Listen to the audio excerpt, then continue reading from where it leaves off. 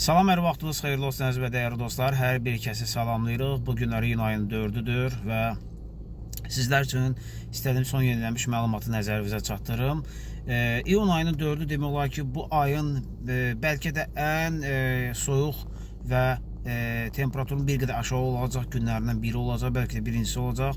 Temperaturu bugün xeyli ölkə ərazisində aşağı olması gözlənilir və keçən dəfə də qeyd elədiyimiz kimi yüksək dağlıq və dağətəyi bölgədə qar yağacağı gözlənilir. İlk öncə o məlumatda deyim ki, şükürlər olsun Allahımıza ki, verdiyimiz məlumatlar özünü hər zaman doğrultuduğu kimi son məlumat da özünü doğrultur. Biz demişdik ki, Azərbaycana qar gəlir, iyun ayında qar olacaq.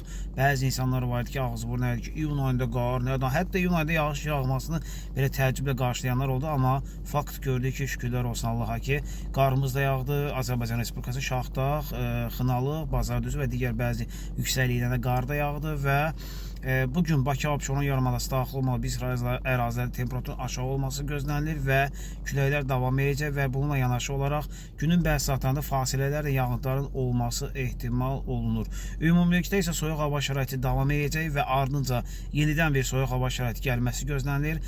Səhifələrimizi izləməyi unutmayın, ətraflı məlumatlar sizinlə bərabər olacaq.